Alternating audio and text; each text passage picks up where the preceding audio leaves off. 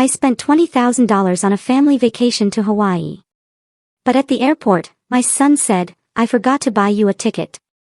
Just go home." They'd planned to leave me behind all along.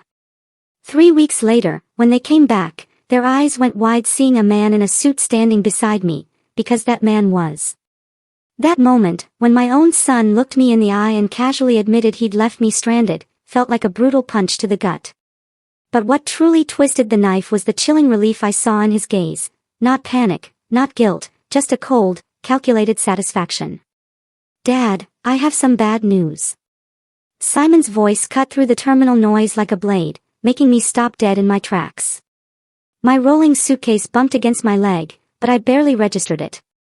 Ahead, the Hawaiian Airlines check-in counter buzzed with excited families, their flower leis and oversized luggage promising tropical escapes. "What kind of bad news?" I asked, my stomach already clenching with a premonition. He wouldn't meet my eyes, instead staring at the departure board, hands shoved deep in his pockets. "I forgot to buy your ticket." The words hung in the air like smoke. Travelers rushed past, boarding passes clutched tight, their excited chatter about beaches and luau's suddenly feeling like mockery. "You forgot," my voice came out smaller than I intended. "Simon, we've been planning this vacation for 3 months. I know, he finally looked at me, but only for a second. There was just so much to coordinate, and with work being crazy. "I gave you $20,000, the number felt heavy on my tongue. "For all of us, the whole family." "Right. And we're grateful, Dad." "Really?" He glanced at his watch, then toward the departure gates. "But the thing is, the flight's almost ready for boarding." I was already moving toward the check-in counter, dragging my suitcase behind me. The wheels caught on something, jerking my shoulder, but I pressed forward. This had to be fixable. It just had to. "Excuse me," I called to the woman behind the counter. Her uniform was crisp blue, her smile professionally reassuring. "I need to check what flights you have available to Honolulu today." She typed something into her computer. "Certainly, sir." "What's the name on the reservation?" "Lee Willis, but apparently there might be an issue with my booking." More typing. A pause. Her smile faltered slightly. "I'm not seeing any reservation under that name, sir." "Are you sure it was booked with Hawaiian Airlines?" My chest tightened. It has to be there. My family. I turned to look for Simon, but he'd moved several feet away, now pacing near the security checkpoint entrance, avoiding my gaze. "Let me try a broader search," the agent offered. "What dates were you looking to travel?" "Today, right now. My son and his family should already have their tickets." She nodded, fingers flying over the keyboard. The screen reflected in her glasses as she scrolled through options. "I do see a reservation for Simon Willis. Party of 4 departing at 4:15, but there's no Lee Willis on that booking." The terminal seemed to tilt slightly. "That's impossible." "Check again." "I've checked twice, sir." "Would you like me to see what's available on standby?" Hope flickered. "Yes. Anything." "I'm sorry, but we're completely booked today. There's a convention in Honolulu." "What about tomorrow?" "First class." "I'll pay whatever it costs." Simon appeared at my elbow, his hand closing around my arm. "Dad, we need to talk." I shook him off. "Not now. We're figuring this out." "No, we're not." His grip tightened, pulling me away from the counter. "This isn't going to work." The airline agent watched us with growing concern. Other passengers began to stare. A small child pointed at my suitcase, which had tipped over when Simon grabbed me. "What do you mean it's not going to work?" I steadied my luggage, my hands shaking slightly. "There has to be another airline, another flight." "Dad, listen to me." Simon's voice carried a sharp edge I'd never heard before. "The vacation is happening today. Right now, my family is already through security. So, we find another way to get me there." "No." The word was flat. Final. "We don't." The departure board flickered, updating flight times. Gate assignments shifted. The 4:15 Hawaiian flight now showed "Final boarding call" in pulsing red letters. Simon, you're scaring me. What's going on? He checked his watch again, more aggressively this time. What's going on is that you need to go home, Dad. We'll manage the vacation somehow. Manage? My voice cracked. I paid for everything. The hotel, the car rental, the activities for the kids. And we appreciate that. But right now, standing here arguing isn't helping anyone. The terminal's air conditioning hummed overhead, but I felt hot, dizzy. Nothing made sense. 3 months of planning, $20,000, family dinners where we discussed snorkeling and sunset cruises, and now Simon was acting like I was some kind of inconvenience. Just go home, he repeated, already backing toward the security checkpoint. We'll call you from the hotel. That's when I saw it. In his eyes. Not panic about a forgotten ticket. Not guilt about a mistake. It was relief. Pure, unadulterated relief. Simon turned and walked toward the gate, leaving me standing beside my suitcase in the middle of the terminal, watching my son disappear into the crowd like he'd been planning this moment all along. The Hawaiian Airlines counter suddenly felt like my only anchor in a spinning world. I approached the same agent, who recognized me immediately. Sir, were you able to work things out with your family? Actually, I need you to check something for me. My voice sounded steadier than I felt. That reservation under Simon Willis, when was it made? She hesitated, glancing toward the security checkpoint where Simon had vanished. I'm not supposed to share booking details, but... Her fingers moved across the keyboard. It shows here that it was booked 6 weeks ago. Party of 4, 2 adults, 2 children. 6 weeks ago. Not 3 months when we'd first discussed the vacation. Not last week when Simon claimed he was finalizing everything. 6 weeks ago, when he'd already decided I wouldn't be included. And no changes were made to add additional passengers. No, sir. The reservation has remained unchanged since the initial booking. My legs felt weak. I gripped the counter edge, the metal cool under my palms. What about other airlines? Anything to Honolulu today, tomorrow, this week? She checked, her expression growing more sympathetic with each search. I'm afraid it's convention season. United has a waiting list of 47 people. Alaska Airlines is booked solid through next Tuesday. Next Tuesday. The words tasted bitter. By then, the vacation would be half over. There is one option, she offered quietly. Southwest has a red-eye tonight with 2 stops. Gets you in Thursday afternoon, but it's quite expensive without advanced booking. How expensive? $1,800. I reached for my wallet, but stopped. In the distance, I could see the gate for the Hawaiian flight. Simon would be there now, probably texting Fern, telling her everything was handled. The problem, me, had been dealt with. Sir. The agent's voice seemed to come from far away. He knew, I said, more to myself than to her. All along, he knew. I'm sorry, I looked at her kind face, her genuine concern for a confused old man, and suddenly felt embarrassed. This wasn't her problem. This was family business. The kind of ugly truth that should stay private. The flight, I said, is it still boarding? Final call was 10 minutes ago. They're probably closing the doors now. As if summoned by her words, an announcement crackled over the intercom. Hawaiian Airlines Flight 447 to Honolulu is now closed for boarding. All ticketed passengers should be on board. I turned toward the gate. Even from here, I could see the last few stragglers rushing down the corridor. Children in tow, carry-on bags bouncing behind them. Families heading to paradise together. My phone buzzed. A text from Simon. Sorry, Dad. We'll call from hotel. Take care of yourself. Take care of yourself. Like I was some burden he'd finally managed to shed. The agent cleared her throat gently. About that Southwest flight, sir. Would you like me to hold it while you decide? I stared at my phone screen.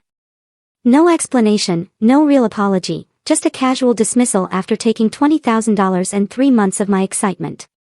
No, I said, sliding the phone back into my pocket. No, I don't think so. Are you sure? I can hold it for 15 minutes. I'm sure. Because suddenly, standing in that terminal with the smell of coffee and the sound of rolling luggage all around me, I realized something important. This wasn't about a forgotten ticket or poor planning or even Simon's selfishness.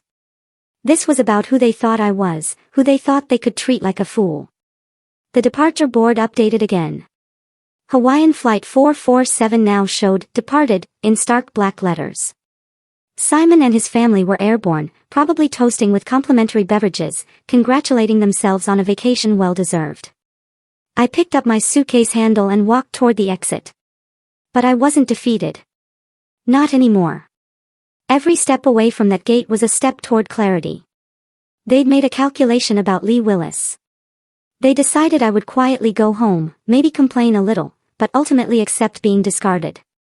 They were about to learn how wrong they were. The automatic doors slid open, and I stepped into the afternoon air, already planning my next move. Behind me, the terminal buzzed with travelers heading to their destinations. I was heading to mine, too. It just wasn't the one they expected. The taxi line stretched longer than I'd expected, but I welcomed the wait. It gave me time to think, to let the pieces settle into place like sediment in disturbed water. Where to? The driver asked as I loaded my suitcase into the trunk. He was middle-aged, tired-looking, probably dealing with airport traffic all day.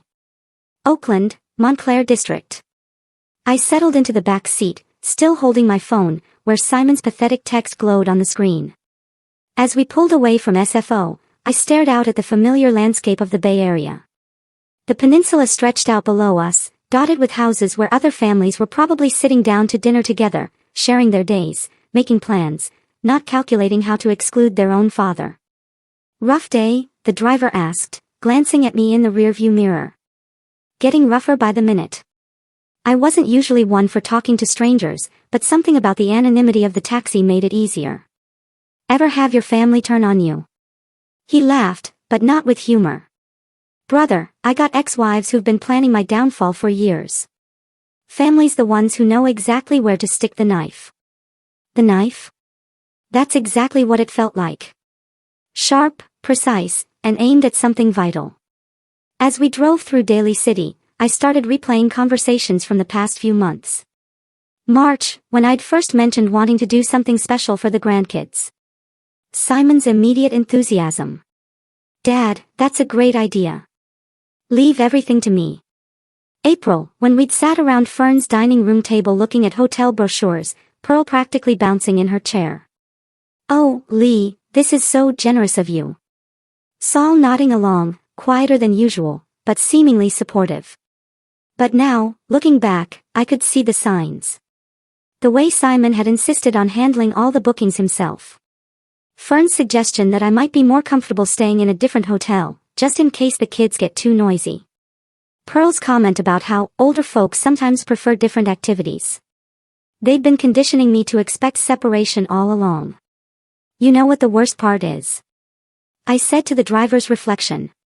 What's that? They thought I'd just take it, roll over and play dead. You planning to prove them wrong?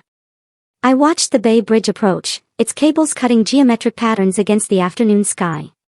I'm 68 years old. I worked 43 years as an engineer. I raised a son who apparently thinks I'm some kind of fool. But I didn't survive this long by letting people walk over me. The driver chuckled. Now you're talking sense. My phone buzzed again. Another text, this time from Fern. So sorry about the mix-up, Dad Willis. We'll bring you back something nice from Hawaii. Mix-up. Like it was some clerical error instead of a deliberate betrayal. I thought about the $20,000 I transferred to Simon's account 6 weeks ago for the vacation. Easier to book everything from one source, he'd said. How easily I'd trusted him. How completely I'd been played.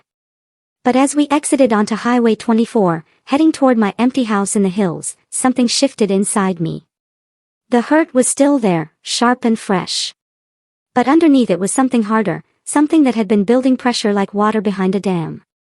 They wanted to treat me like a doddering old man who could be discarded when convenient. They wanted to take my money and exclude me from my own grandchildren's vacation. Fine. But they were about to discover that this particular old man still had a few moves left. The taxi pulled into my driveway as the sun began to sink behind the Oakland hills. The house looked exactly as I'd left it 3 hours ago. Neat, quiet, ready for a week's absence. But I wasn't the same man who'd locked that front door with excitement and anticipation. "That'll be $47.50, the driver said.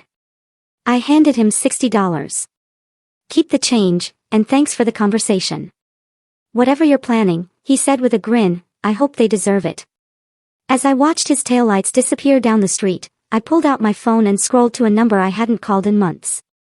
Bruce Harlan, my lawyer. If Simon wanted to play games with $20,000, we could play games. But first, I had some research to do. The key turned in my front door with the same familiar click as always, but everything felt different now. I dragged my suitcase across the threshold, its wheels catching on the doormat I'd bought with Martha 20 years ago, home where I'd planned to be packing for Hawaii tonight instead of unpacking from nowhere. I changed into my comfortable cardigan and old cotton pants. The kind Simon always said made me look like an old professor. Tonight, that felt appropriate. I had studying to do. My office sat exactly as I'd left it this morning. Martha's oak desk positioned by the window, filing cabinets lined against the wall like soldiers at attention. Everything organized, everything in its place, unlike my family. The vacation folder sat in the second drawer. A tab labeled Hawaii 2025 in my careful handwriting. I pulled it out and spread the contents across the desk's leather surface. 23 documents, each one representing another piece of my trust that had been systematically betrayed. Travel agency invoice, $20,000 transferred to Simon's account 6 weeks ago. Hotel confirmation, Grand Wailea, Ocean View Suites, 7 guests, 10 nights. I counted the names. Simon, Fern, Pearl, Saul, Mia, Ethan, and Martha Willis. Martha, my wife, who'd been dead for 3 years. They'd actually put Martha's name down instead of mine. The reservation my money paid for didn't even include me. My hands shook as I reached for the hotel brochure. Beautiful sunset photos, families playing in crystal clear water, generations gathering around dinner tables, everything we'd talked about during those family planning sessions. "Dad, you'll love the Ocean View Suite," Simon had said. "The kids will have such amazing memories," Fern had added. All lies. I picked up the phone, not my cell phone, but the old landline Martha insisted we keep. Something about this moment required the weight of real connection, not wireless convenience. Directory assistants connected me to the Grand Wailea Resort reservations. "This is Kay Howe. How may I help you?" Her voice carried that practiced Hawaiian warmth, the kind they train hospitality workers to perfect. "I need to cancel a reservation under the name Willis." "Let me pull that up for you." "Willis, yes. I show a reservation for 7 guests. Checking in tomorrow. Ocean View Suites for 10 nights. Are you sure you want to cancel? Our resort is beautiful this time of year." "I'm completely sure." "May I ask why?" "Perhaps I can offer alternatives." "Different room types, partial stays." "No alternatives. Cancel everything." A pause. I could hear her typing, probably trying to process why someone would cancel such an expensive booking. "Mr. Willis, I have to inform you that canceling this close to arrival will result in significant penalties. The total cancellation fee would be $3,200. $3,200 is less than what I'd spend on gas money for a year." "That's acceptable." "Are you certain? This is a very substantial reservation. Perhaps if you spoke with our guest services manager." "Cancel it now, please." More typing. The sound of a printer. Official business being conducted. "The cancellation is processed. You should receive confirmation via email within the hour. Is there anything else I can help you with today?" "Actually, yes. When someone arrives tomorrow expecting that reservation, what will you tell them?" "I would inform them that the reservation was cancelled by the primary booking party at 6:47 p.m. Pacific Time on May 15th. Perfect. Simon would know exactly when I'd taken action, and more importantly, he'd know it was deliberate. Thank you, Kei-hao. You've been very helpful. I hung up and looked at the scattered papers on my desk. In the corner sat a framed photo of last Christmas. Simon, Fern, the kids. Pearl and Saul. All gathered around my tree, opening presents I'd bought, eating dinner I'd paid to cater. All of them smiling at the generous old fool. Well, the generous part was over. Morning light filtered through my bedroom curtains differently than it had in weeks. For the first time since we'd started planning this vacation, I'd slept deeply, dreamlessly, completely. No anxiety about packing. No excitement about seeing Pearl's face when she first glimpsed the ocean. No mental lists of activities the grandkids might enjoy. Just peace. I showered, dressed in fresh clothes, and made my way to the kitchen. The old percolator bubbled cheerfully on the counter, filling the house with the same coffee aroma that had greeted Martha and me for 43 years of marriage. My cell phone sat charging on the counter where I'd left it. The screen showed missed calls, but I ignored it while I poured my coffee and added cream. Some conversations required proper preparation. Finally, I picked up the device. 56 missed calls, all from the same Hawaii number. The call log told the story better than any novel. 11:47 p.m. Hawaii time. Then 11:52. Then 12:03 a.m. Every 15 minutes through the night. 4:30 a.m. 5:15 a.m. Simon had been awake all night. Between the calls, text messages. I scrolled through them, watching panic escalate in real time. Dad. Call me back. Urgent. Hotel says you canceled everything. Dad, this isn't funny. Call now. Kids are crying. We have nowhere to go. Call me back. The timestamps painted a clear picture. The family had arrived at the Grand Wailea around 3 p.m. Hawaii time yesterday, 6 p.m. California time, just as I was hanging up with Kei-hao. They'd walked up to that beautiful resort desk, excited and tired from traveling, probably already planning their first sunset dinner, and discovered they had no rooms. I carried my coffee to the living room and settled into my favorite armchair by the window. Outside, my neighbor was walking his golden retriever, the same route they took every morning for 12 years. A normal Tuesday routine for everyone else. My phone buzzed with another incoming call, a Hawaii number. I let it ring.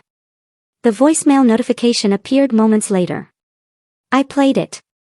Dad, I don't know what you think you're accomplishing, but you need to fix this right now. We spent the night in the hotel lobby. Pearl hasn't stopped crying. The kids don't understand what's happening. This is cruel and unnecessary and completely unlike you. Call me back and fix this mess.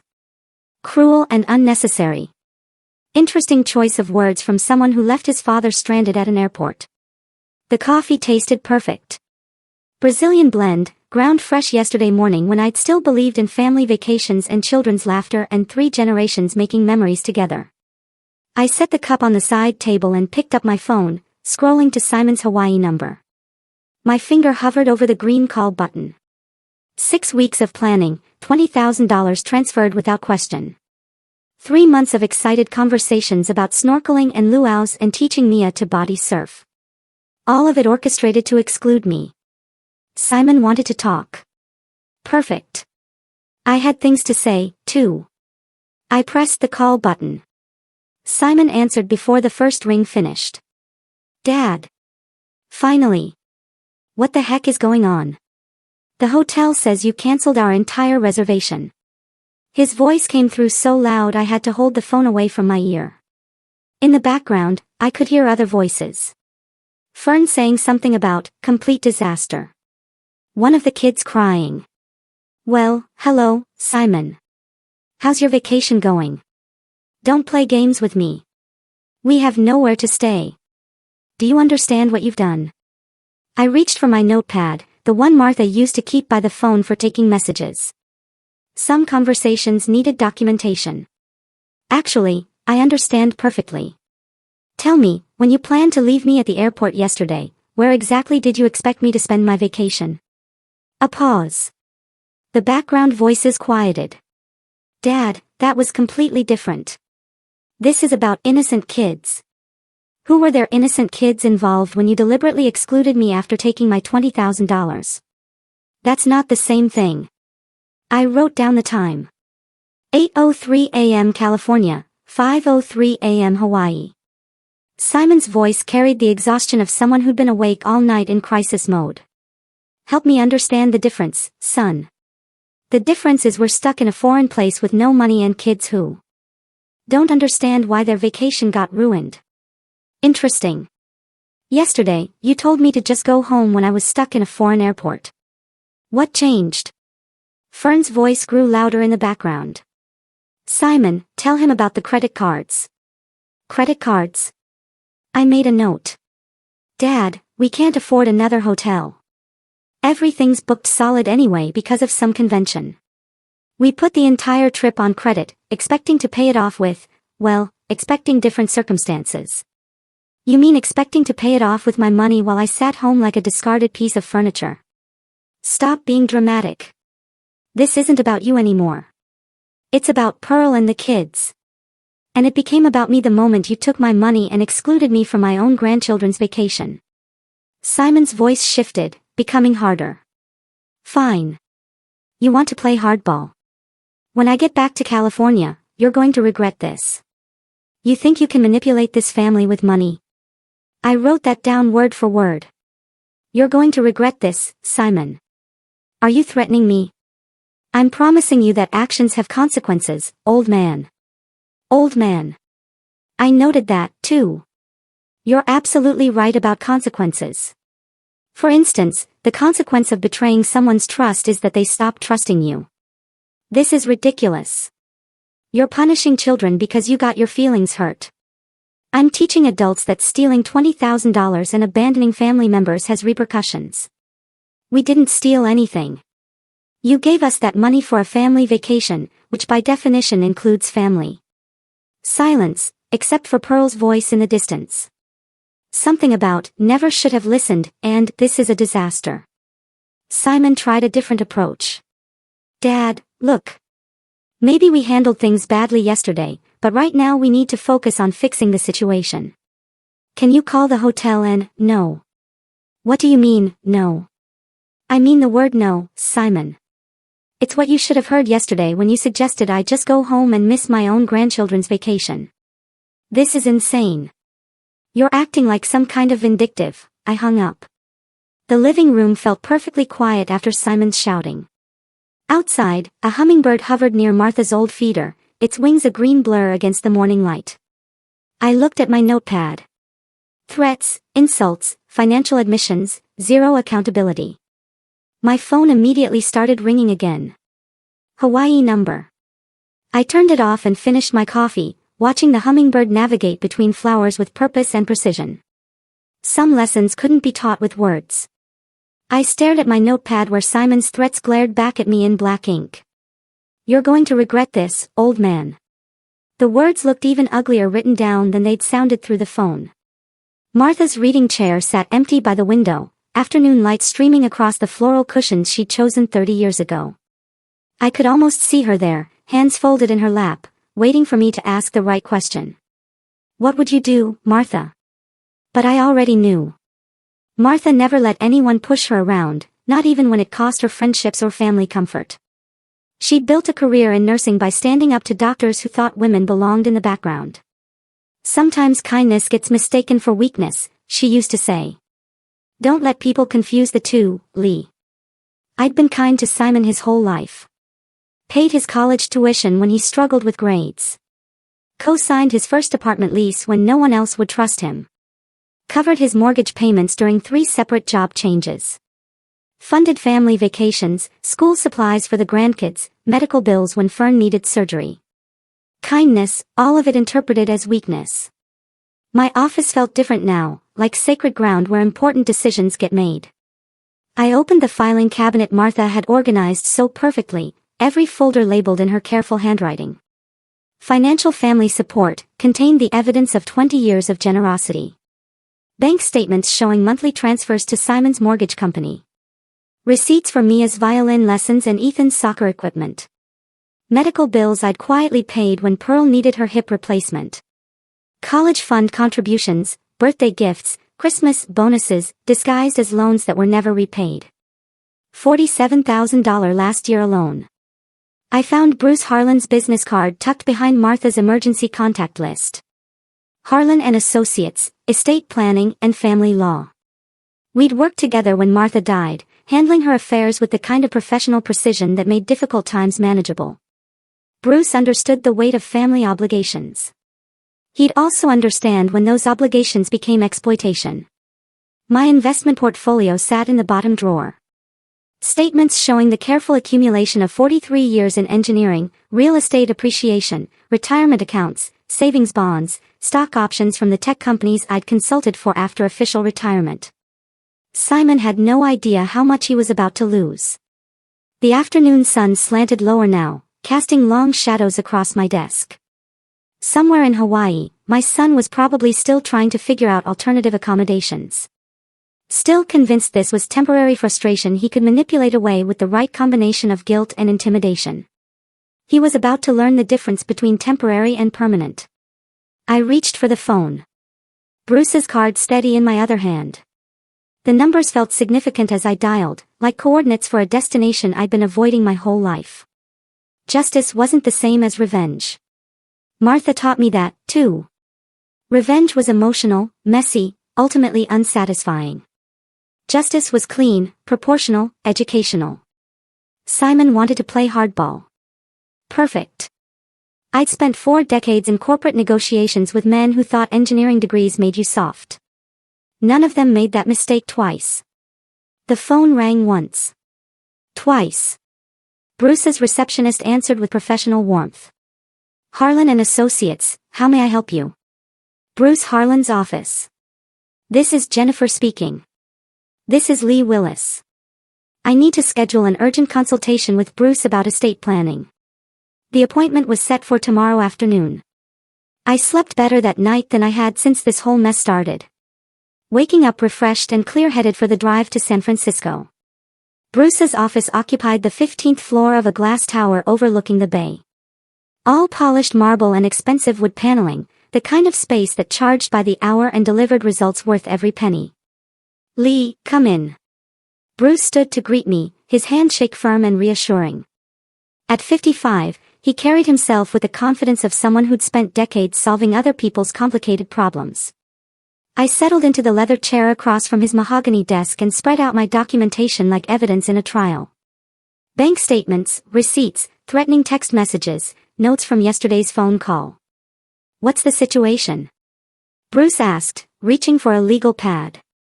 My son has shown me who he really is. I need legal protection from his greed. The story came out methodically, chronologically. The planned family vacation, Simon's deliberate exclusion at the airport, the hotel cancellation, 56 desperate phone calls, and finally, those ugly threats when he realized I wouldn't be manipulated. Bruce took notes, occasionally asking clarifying questions that revealed his experience with family disputes. How long has this financial dependency been going on? 20 years minimum. I have documentation going back to his first mortgage. And the threats were specific. I wrote them down verbatim. I slid the notepad across his desk. You're going to regret this, old man. Actions have consequences. Bruce studied the notes, his expression growing more serious. Lee, this sounds like attempted financial coercion.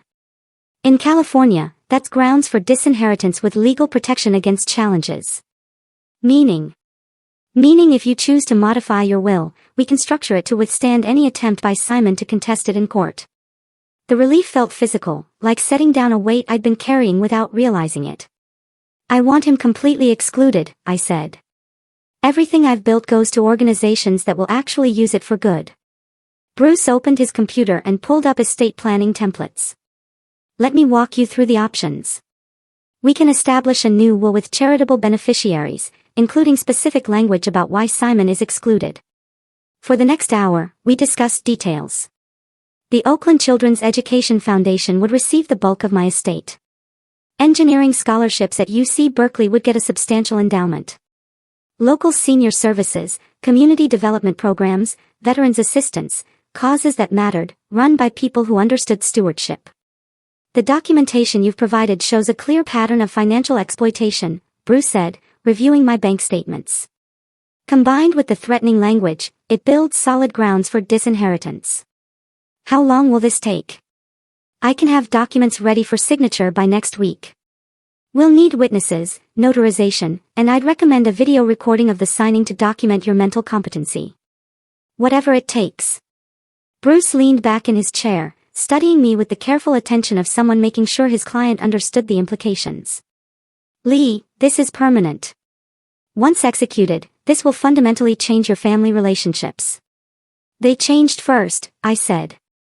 I'm just making it official. And you're certain about this? No second thoughts about the grandchildren.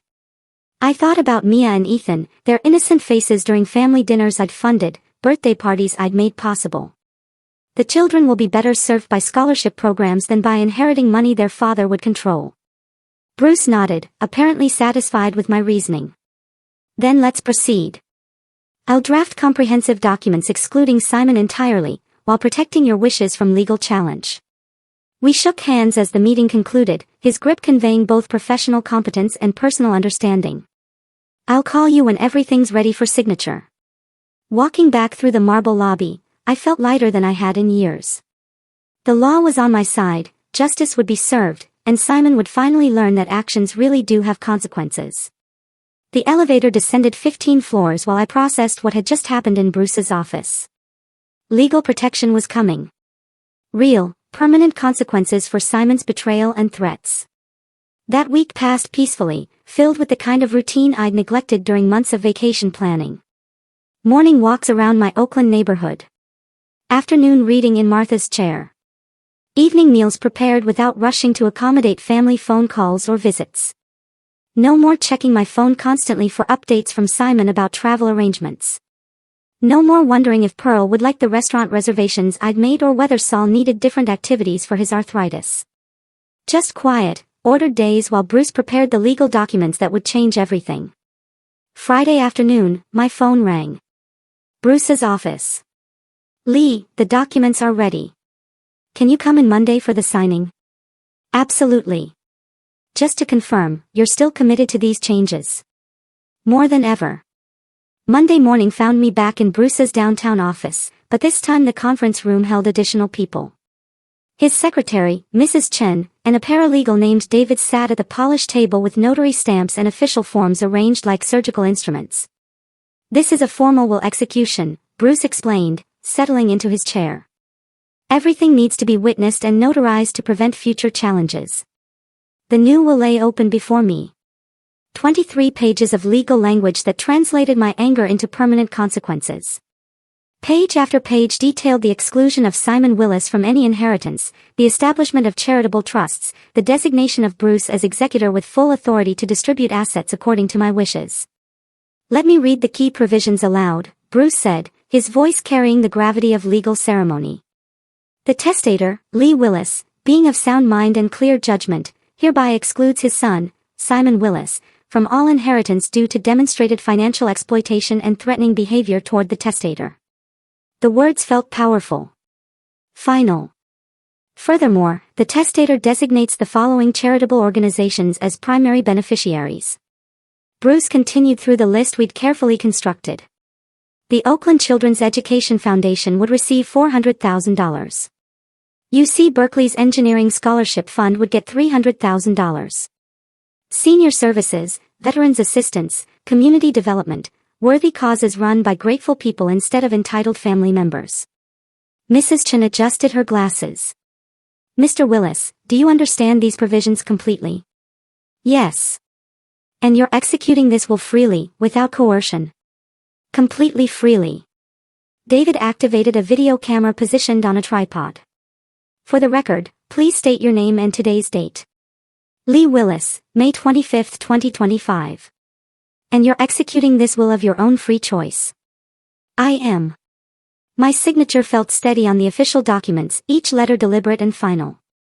Mrs. Chen and David signed as witnesses, their presence ensuring no future court could question the validity of my decisions. The notary seal pressed into the paper with satisfying authority, making everything official under California law. The original will remains in our security vault, Bruce said, handing me sealed copies. These are your personal records. I recommend keeping one copy accessible and another in a safety deposit box. When do you think they'll find out? That depends on when you choose to tell them. I tucked the envelope under my arm, feeling its weight like armor against future manipulation. Their flight returns Thursday afternoon. They'll probably want to have some kind of family meeting about what happened. Bruce nodded knowingly. Family meetings after crisis tend to reveal everyone's true priorities. Outside his office building, San Francisco bustled with its usual energy. Business people hurrying to appointments, tourists consulting maps, street performers entertaining crowds. Normal life continuing while my personal world shifted on its axis. The drive home took me across the Bay Bridge, with Martha's favorite view of the city skyline spread out like a postcard. She would have approved of today's work, clean, legal, proportional justice. Simon had made his choice at the airport when he decided I was disposable. Now he would live with the consequences. 2 weeks had passed since Bruce sealed the final documents in his vault. During that time, I'd maintained my peaceful routine while mentally rehearsing this moment. Bruce and I had confirmed the flight details, discussed timing, and prepared for what was coming. Now, standing beside him in the international arrivals terminal at SFO, I felt the same calm confidence that had carried me through every major decision of my engineering career. Flight 441 from Honolulu has landed, Bruce said quietly, checking his phone. They'll be coming through customs shortly.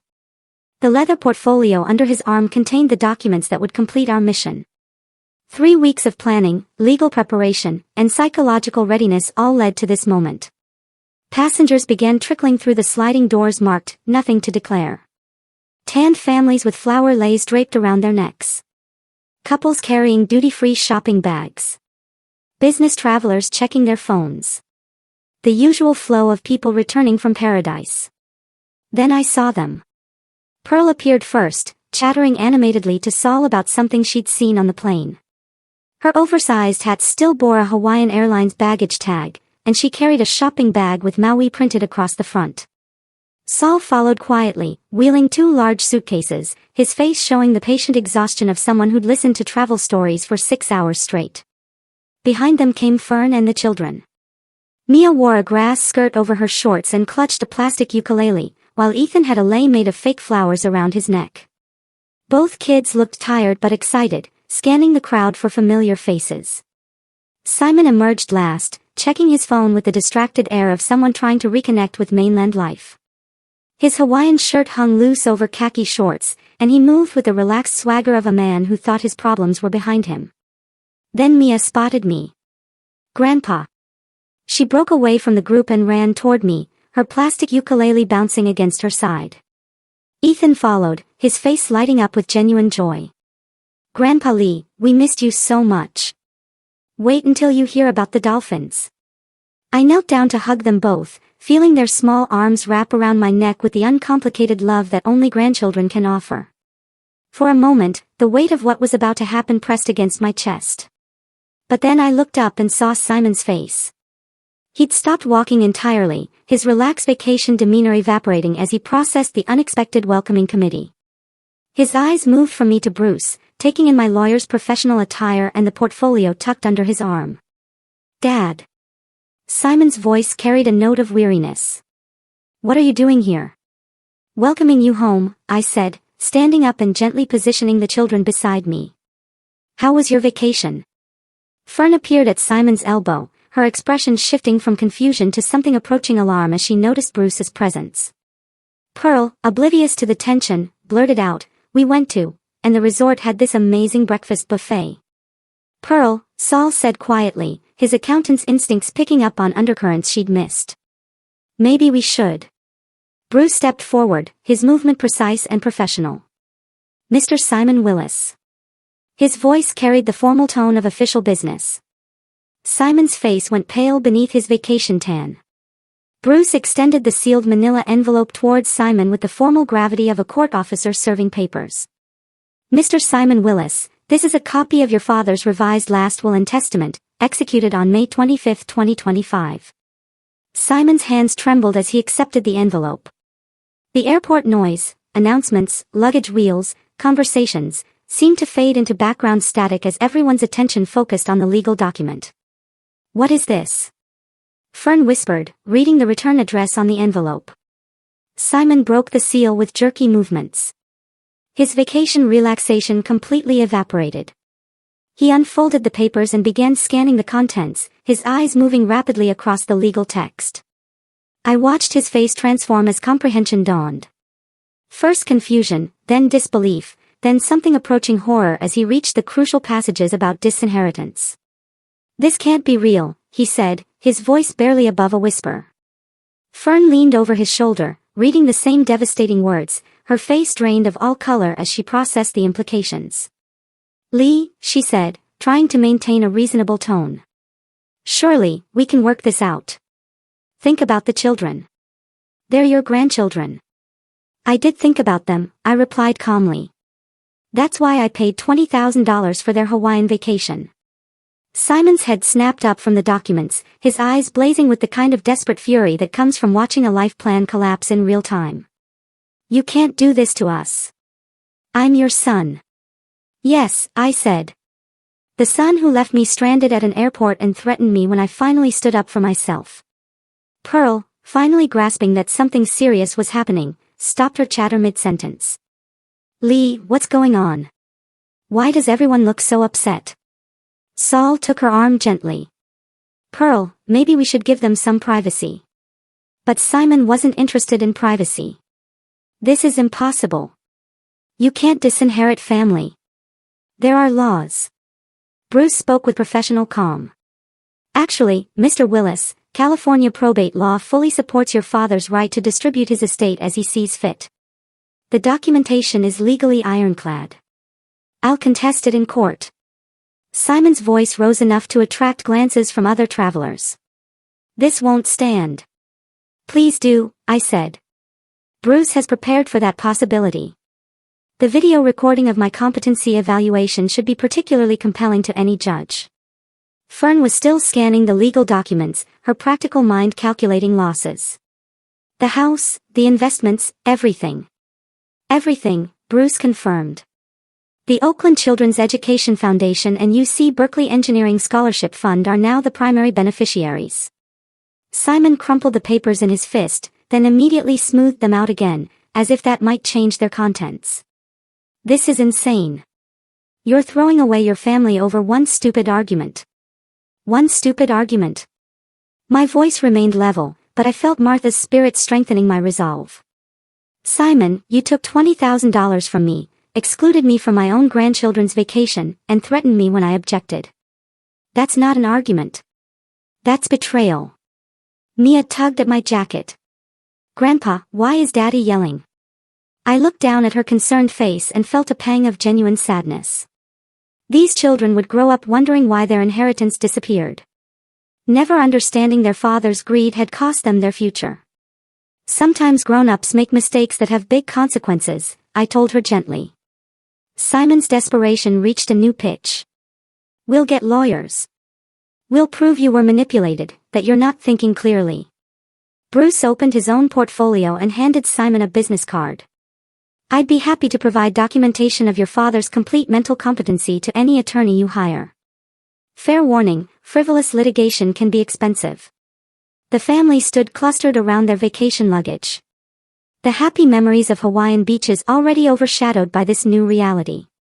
Pearl kept looking between faces, still not fully comprehending the magnitude of what had happened. Saul, however, understood completely. His accounting background had taught him to recognize when numbers added up to disaster. "Simon," he said quietly, "maybe you should have thought about consequences before you acted." Simon whirled on his father-in-law. "Don't lecture me. This affects all of us." "No," I said firmly. "This affects the people who betrayed my trust. Your children are innocent. That's why I've established scholarship funds that will help children like them for generations." Bruce closed his portfolio with finality. "Gentlemen, our business here is concluded. He turned toward the terminal exit, and I followed, leaving Simon's family to process their new reality amidst the cheerful chaos of return travelers and vacation reunions. Behind us, I could hear Simon's voice calling after us, still trying to negotiate, still unable to accept that some consequences are permanent. The walk through SFO's corridors felt different than it had 3 days ago. Now I walked beside my attorney as someone who'd reclaimed his dignity through principled action. Bruce and I said little during the elevator ride to the parking garage. The weight of completed justice needed no commentary. That went exactly as planned, Bruce finally said as we reached his car. Better, I replied. Simon revealed his true character perfectly. No judge would overturn a will after hearing those threats. The drive home took us across the Bay Bridge as evening settled over San Francisco. The city lights reflected off the water in patterns that Martha had always loved, and I felt her presence approving of the day's work. You know they'll try to contest it, Bruce said as we navigated through Oakland traffic. Let them. Every lawyer they hire will tell them the same thing you told me. The documentation is ironclad. Bruce pulled into my driveway as the automatic porch light flickered on. The house looked exactly as it had this morning, but everything felt transformed by the completion of justice. We shook hands beside his car. Thank you, Bruce. You made this possible. You did the hard work, Lee. Standing up for yourself took real courage. After his taillights disappeared down the street, I unlocked my front door and stepped into the quiet sanctuary of my home. The familiar smell of furniture polish and the distant tick of Martha's grandmother clock welcomed me back. In the kitchen, I prepared a simple dinner, scrambled eggs, toast, a cup of tea. No need to accommodate anyone else's preferences or schedule. Just food I enjoyed, eaten at my own pace. The evening lights slanted through the dining room windows as I ate, illuminating the family photos that lined the mantelpiece. Simon's graduation from college, his wedding to Fern, pictures of the grandchildren at various ages. They were still family, but now I could look at them without feeling the sting of betrayal. My favorite armchair beckoned from its position by the living room window. I settled into its familiar embrace with my tea, looking out at the garden Martha had planted and I'd maintained for the past 3 years. The last few weeks had transformed me from victim to advocate, from someone who accepted mistreatment to someone who demanded justice.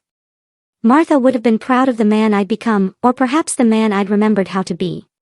My phone sat on the side table, turned off since leaving the airport. No doubt Simon was trying to call, still believing he could negotiate his way out of consequences. But some lessons can only be learned, never taught. The charitable organizations would receive my call tomorrow. The Oakland Children's Education Foundation, UC Berkeley's Engineering School, the Senior Services Program, worthy causes run by grateful people who understood stewardship. My money would fund violin lessons for children whose parents worked multiple jobs. It would pay for engineering textbooks for students who couldn't afford them. It would provide meals and companionship for seniors who'd been forgotten by their families. Real good in the world, instead of funding more vacations I'd be excluded from. The sun set behind Oakland's hills, painting my living room in shades of gold and amber. Somewhere across the bay, Simon's family was probably still processing the magnitude of their changed circumstances.